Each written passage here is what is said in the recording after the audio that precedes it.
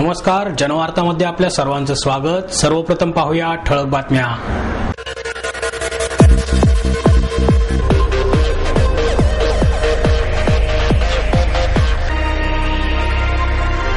लोकशाहीत काम करताना राजकीय पक्षात मतभेद असू शकतात, परंतु राजकारण संपल्यावर विकासकरणाकडे लक्ष द्यावे।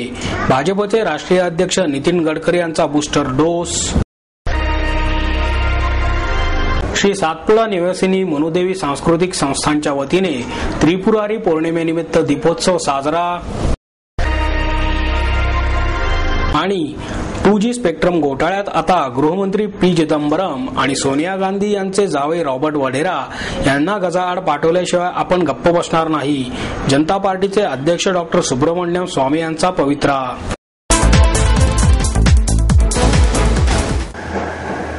लोकशाहीत काम करताना राजकीय पक्षात मतभेद असू शकतात, परंतु राजकारण संपल्यावर विकासाकडे लक्ष देण्यात यावे, असा बूस्टर डोस भाजपचे राष्ट्रीय अध्यक्ष नितीन गडकरी यांनी दिला।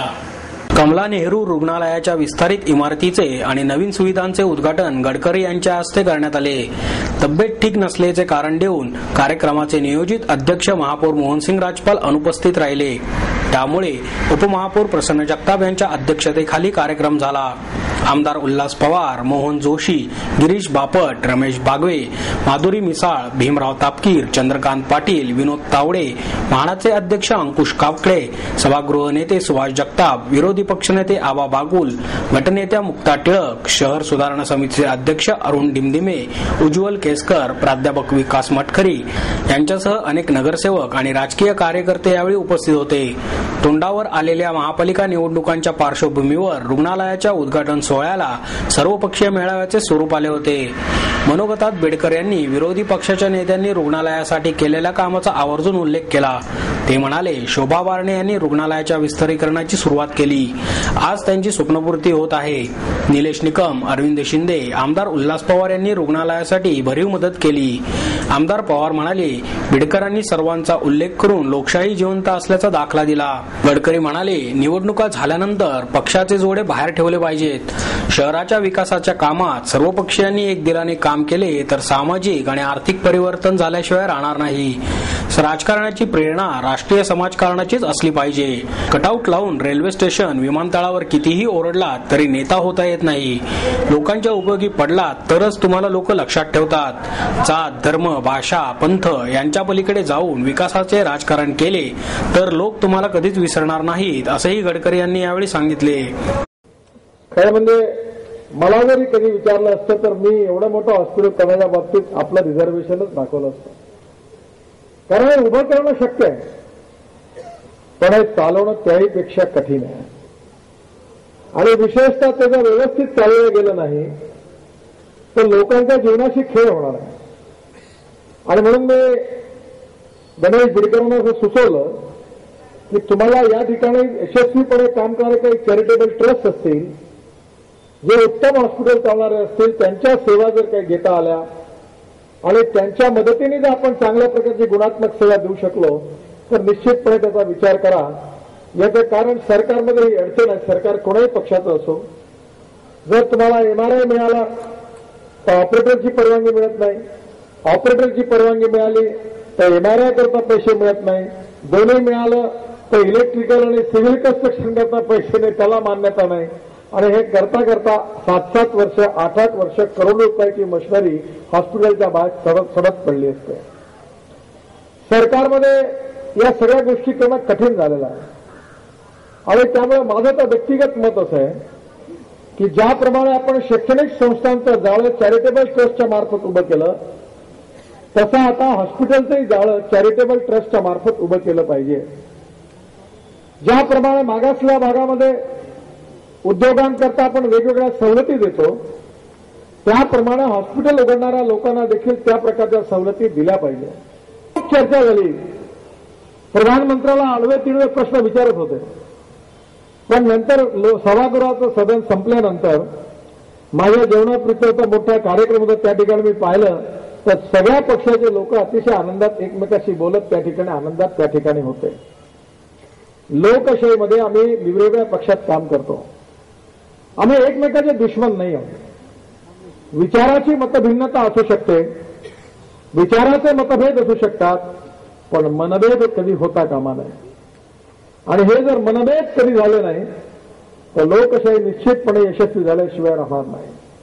ज्या ठिकाणी विरोध करायचा असेल, राजकारण करायचं ते जरूर केलं पाहिजे, पण जिथे राजकारण संपलं तिथे समाजकारण सुरू झालं पाहिजे. श्री सातपुडा निवासिनी मनुदेवी सांस्कृतिक संस्थानच्या वतीने त्रिपुरारी पौर्णिमेनिमित्त दीपोत्सव साजरा करण्यात आला. श्री सातपुडा निवासिनी मनुदेवी सांस्कृतिक संस्थान आकुर्डी येथे त्रिपुरारी पौर्णिमेनिमित्त 1100 पणत्या लावून दीपोत्सव साजरा करण्यात आला. दीपोत्सवानंतर मान्यवरांच्या हस्ते मनुदेवीची आरती करण्यात आली. यावेळी संस्थेच्या वतीने दिला जाणारा मनुश्री पुरस्कार यावर्षी निगडी प्राधिकरणातील सामाजिक कार्यकर्ते रमेश फलके यांना सकाळ वृत्तपत्राचे मुख्य वार्ताहर अविनाश चिलेकर यांच्या हस्ते प्रदान करण्यात आला. मानपत्र आणि चांदीचा मुकुट हे या पुरस्काराचे स्वरूप होते. यावेळी लेवा समाजाचे ज्येष्ठ उद्योजक भागवत झोपे, विष्णू झोपे, रवींद्र बराटे, दिलीप पाटील आदी मान्यवर उपस्थित होते. यावेळी विविध क्षेत्रातील मान्यवरांचेही सत्कार करण्यात आले. आपल्या अध्यक्षीय भाषणात चिलेकर म्हणाले, पिंपरी चिंचवडमध्ये फालके यांच्यासारख्या गुणी कार्यकर्त्यांची सर्वच स्तरावर गरज असून सर्वांनाच गावच्या मातीची ओढ असायला पाहिजे. तसेच खानदेशातील लोक इतर राज्यात जाऊन आपल्या कुलदैवतेचे उत्सव साजरे करतात. त्यामुळे त्या समाजातील लोक एकत्र येतात. त्यामुळे आपला समाज पुन्हा एकरूप होतो असे मत त्यांनी यावेळी व्यक्त केले. यावेळी रसिकांना वरणबाटीचा महाप्रसादाचे आयोजन करण्यात आले होते. तसेच रसिकांसाठी हेरंब पायगुडे यांच्या पोवाड्याचा आणि नृत्याचा कार्यक्रम आयोजित करण्यात आला होता.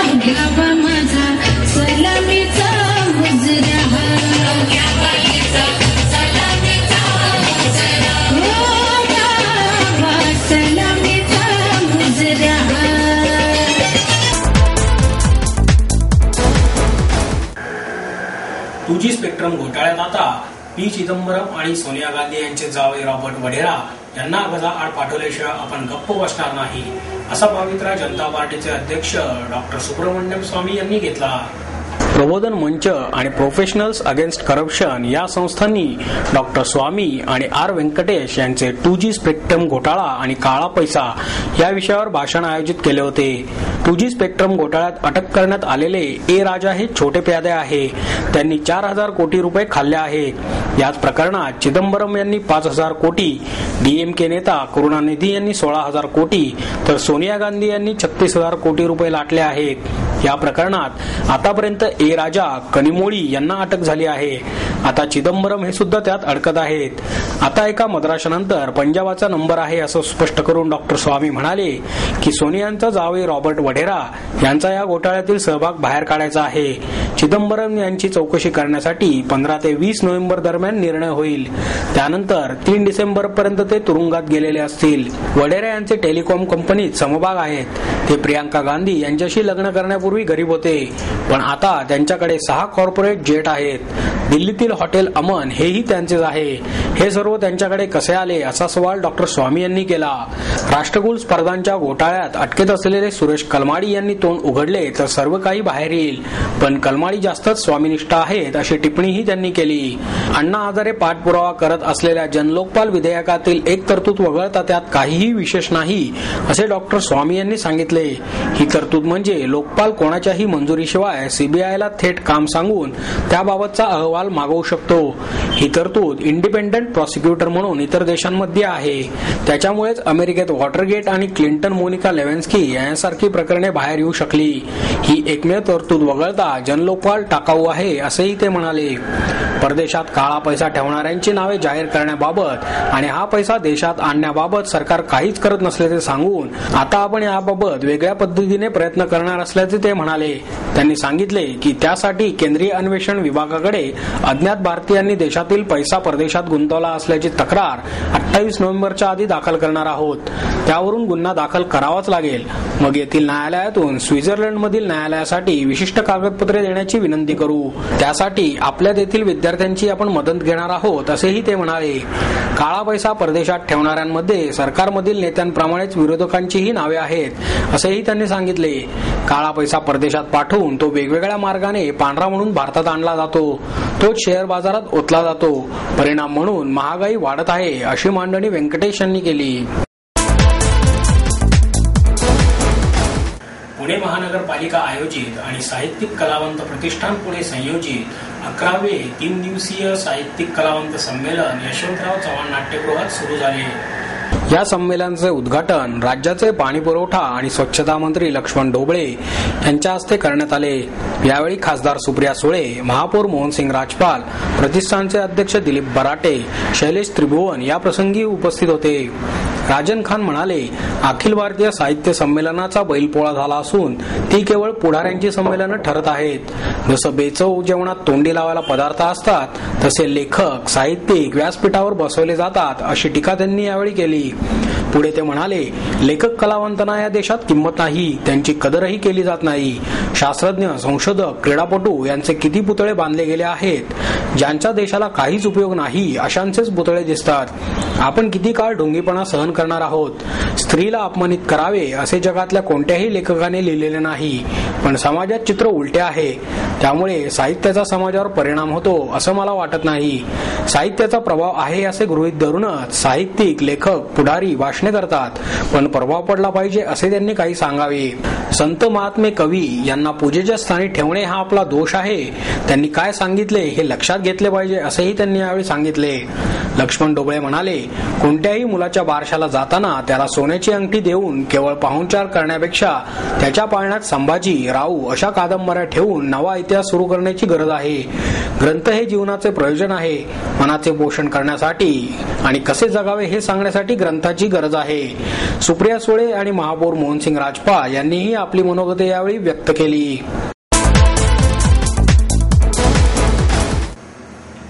त्रिपुरारी पौर्णिमेनिमित्त संपूर्ण पुणे शहर दीपोत्सवात रंगून गेले.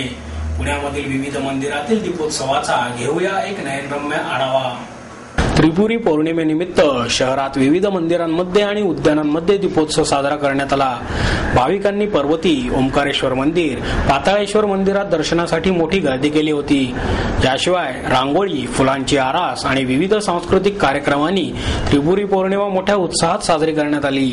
श्रीमंत दगडूशेठ हलवाई गणपती मंदिरात श्रींना विविध पदार्थांचा अन्नकोट अर्पण करण्यात आला. तसेच श्रींच्या मंदिराच्या कळसावर 25,000 पंट्यांची आरास करण्यात आली. त्याचप्रमाणे तोरण आणि रांगोळीची केलेली आरास भाविकांचे लक्ष वेधून घेत होती. त्रिपुरी पौर्णिमेनिमित्त आयोजित या दीपोत्सवास भाविकांनी मोठ्या प्रमाणात गर्दी करून अन्नकोटाचा प्रसाद घेतला. सारसबाग येथील महालक्ष्मी मंदिरात फिरत्या दिव्यांची रोषणाई करण्यात आली होती. आरसपानी महादेव आणि पार्वती देवीची बर्फातील मानसरोवरातील प्रतिकृतीची आरास 21,000 दिव्यांनी करण्यात आली. यावेळी मंदिराचे संस्थापक विश्वस्त राजकुमार अग्रवाल आणि विश्वस्त प्रताप परदेशी उपस्थित होते. तसेच पर्वती येथे महिलांनी दर्शनासाठी मोठ्या प्रमाणात गर्दी केली होती. रांगोळ्या, फुलांची आरास यांनी संपूर्ण परिसर फुलून गेला होता.